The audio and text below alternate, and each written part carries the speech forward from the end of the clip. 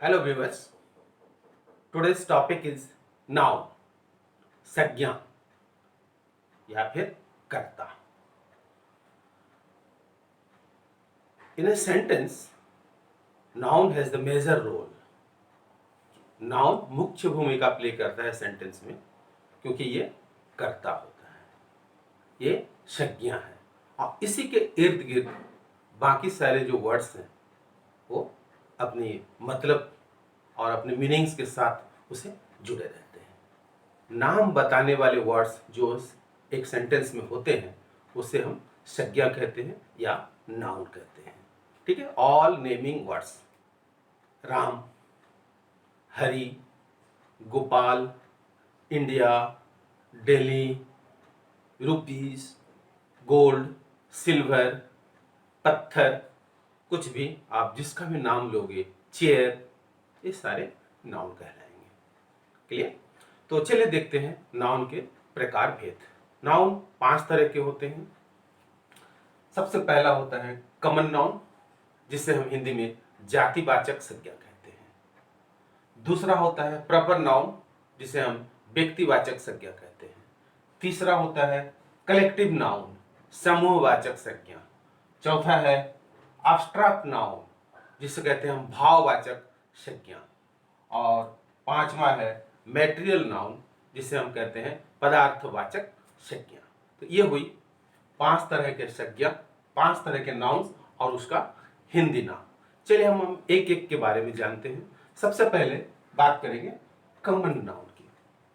Common noun जो है वो कॉमन, जैसे नाम दिया गया है कॉमन, तो जो चीज कॉमन है, जनरल थिंग्स, जैसे किसी जाति का नाम ले लो, जैसे कि हम एनिमल्स के बारे में बात कर रहे हैं।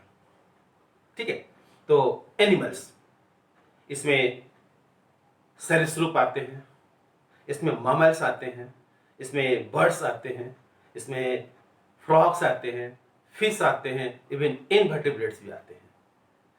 आप फिर से अगर इसको हम अलग से क्लासिफाई करें तो पानी के जानवर भी आते हैं, स्थलचर भी आते हैं, जलचर आते हैं, आसमान में उड़ने वाले भी जानवर इसी एनिमल्स पे इंक्लूड हो जाते हैं। सो एनिमल एक जाति का नाम है। उस तरह से हम प्लांट्स, ट्री के बारे में बात करते हैं तो हर ग्रुप के ट्री इसमें आ जाते हैं। एक और एग्जांपल, आपके हाथ में मोबाइल है, आप मोबाइल की हम बात करें तो ये भी एक जातिवाचक संज्ञा है। Okay, it is a common noun. आपके पास में कौन सी मोबाइल है? सैमसंग, नोकिया, रियलमी, माइक्रोमैक्स, मी, जियोमी, कुछ भी हो सकता है। तो ये जो सारे नाम सभी मैंने बताया, ये प्रॉपर नाउन पे जाएंगे, पर मोबाइल जो है ये कॉमन नाउन पे जाएगा। एक चीज और, आपके सर के ऊपर जो पंखा घूम रहा है, ये कौन सी नाउन है? डिफरेंट कंपनीज पंखे बना रहे हैं, Usha, Khaitan, Havells, Crompton.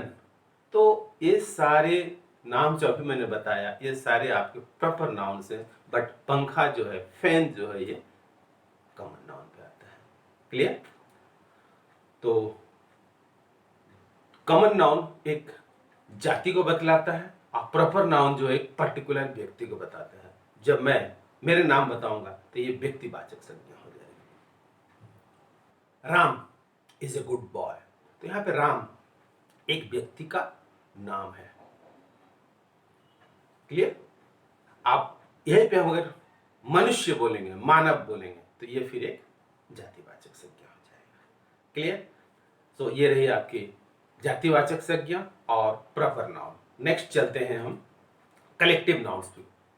Collective noun जो होता है एक समूह, एक ग्रुप को बतलाता है। जैसे एक हर्ड, एक मब, एक टीम, एक क्लास, एक कॉलोनी, एक स्कूल, एक भीड़, crowd, a team of football players. ठीक है, a team of cricket player, a quiver of arrows, a tuft of grasses, a brood of chicks, jury, parliament, committee, parliament बहुत सारे लोगों को लेकर के, बहुत से जनादेश, बहुत जगह के एक एक एमपी एमएलए को लेकर के जो बनता है उसको हम पार्लियामेंट, एक ग्रुप है ये कमिटी, कुछ लोगों को मेंबर बनाया जाता है और सारे मेंबर जब एक जगह जुड़ते हैं और किसी पर्टिकुलर टॉपिक के बारे में बात करते हैं तो वो एक कमिटी कहलाता है।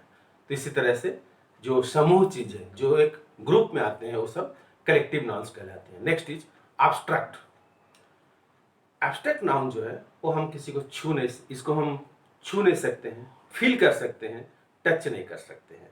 तो ये रहे आपके एब्स्ट्रैक्ट नाउन। ये आपको भाव बतलाता है। भाव मतलब आपका फीलिंग्स। जैसे ब्रेव सोल्जर, ठीक है, उसको हम भाववाचक संज्ञा में कैसे कन्वर्ट करेंगे ना, ब्रेवरी, उसकी जो ताकत, साहस को हम नाउन पे लाते हैं जिसको हम ब्रेवरी बोलते हैं। ब्यूटीफुल फ्लावर, इसकी सुंदरता को हम नाउन पे कन्वर्ट करेंगे। ब्यूटी, व्हाट ए ब्यूटी, ये ब्यूटी जो वर्ड है ये नाउन हो गया क्योंकि इसे हम महसूस कर सकते हैं, सिर्फ फील कर सकते हैं, we can touch it. Okay, now strong man, ये स्ट्रेंथ बन गया आपका भाववाचक संज्ञा। चाइल्डहुड, काइंडनेस, ओबीडियंस, जैसे आप एप्लीकेशन पे लिखते हो your obedience. Growth, honesty, honesty is the best policy. Now see the sentence, honesty is the best policy. This honesty is coming under abstract noun. Clear? Next come to the material noun. ये किसी पदार्थ के बारे में बताता है, जैसे gold. Gold is a precious element. Gold is the material noun. Stone, wood. The chair, this chair is made up of wood. So wood is a noun, right? Similarly, you can go for silver, copper, nickel, plastic, etc. Right?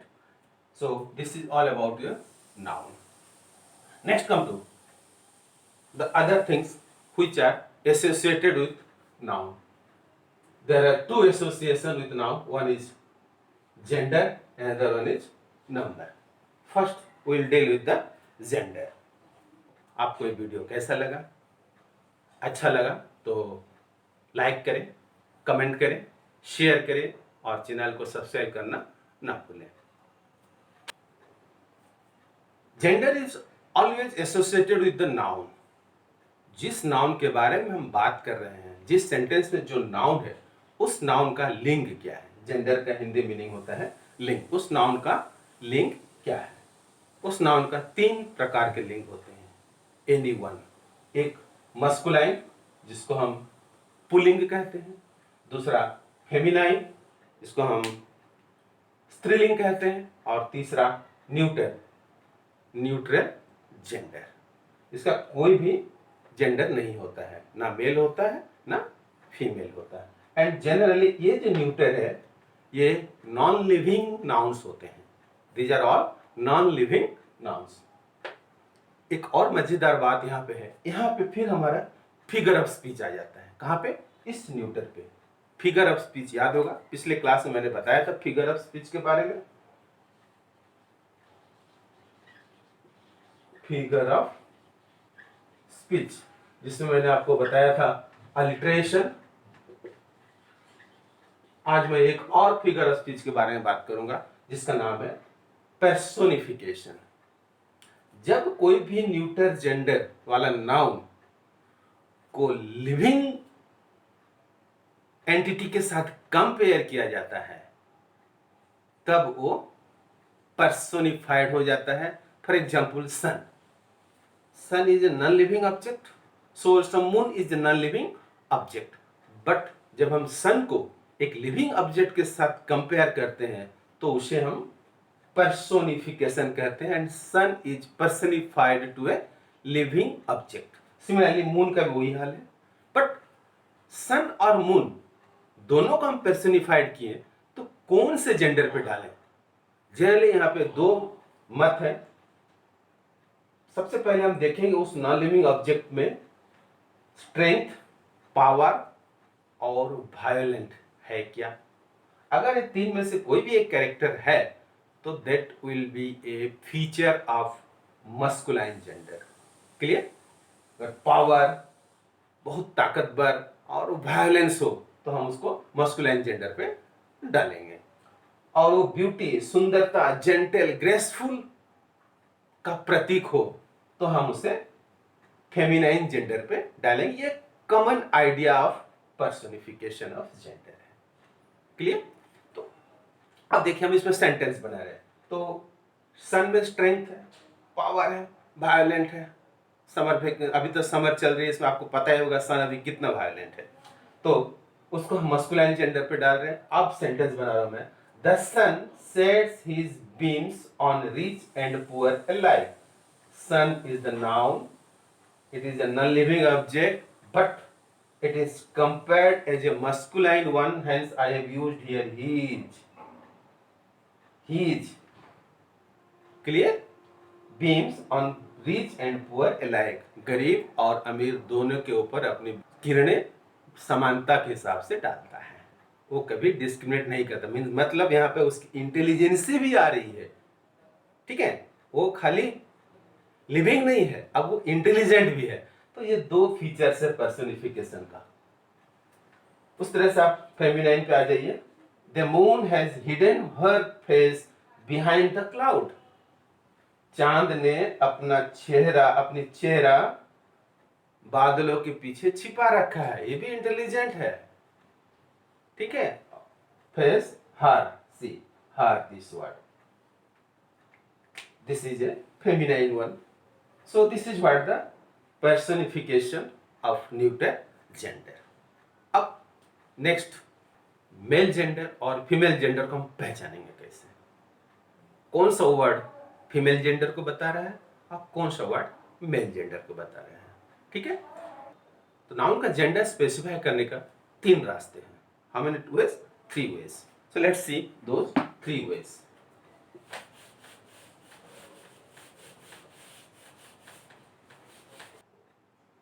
Three ways of forming feminine of nouns. एक सबसे पहला चीज जो है वो है different words. Different words, male, masculine और फेमिनाइन। In both case you will find the different words. For example masculine king, feminine queen, right? Then chef,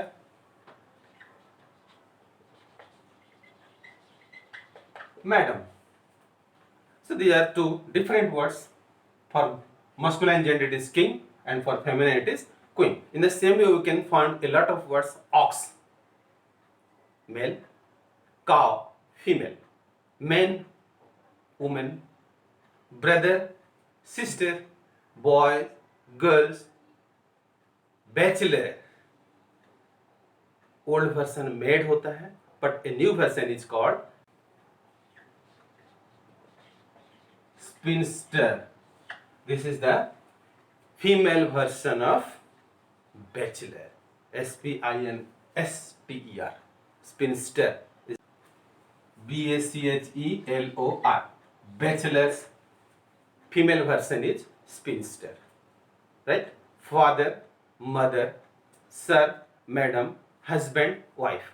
These are the feminine versions of male nouns where both the words are different.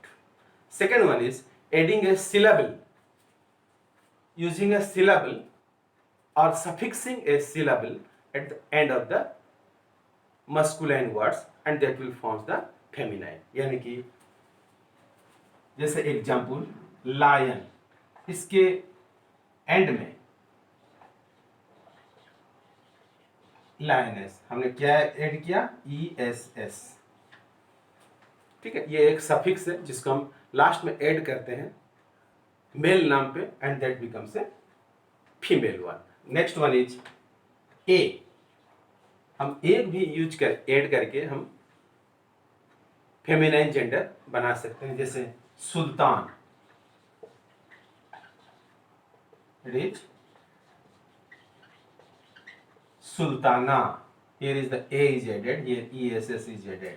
एक और सिलाबल है जिसको हम add करके हम बना सकते हैं I-N-E,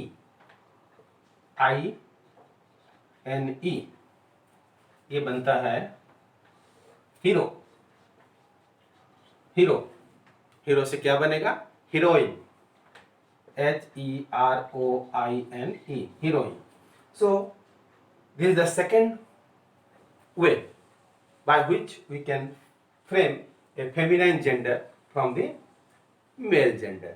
So INE, by using INE, hero to heroine, by using A, sultan to sultana, by using ESS, this lion to lioness. The third way is placing a word.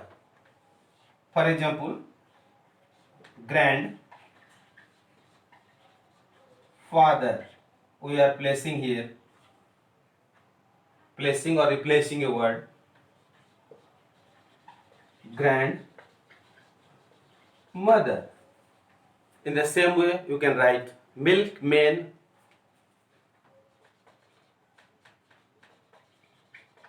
milk woman. Any other words? Yes, you can find it out. So it is a homework for you. Find out the other words, other masculine and feminine combination as per these three classification. Clear? Now the next associated with noun, that is number.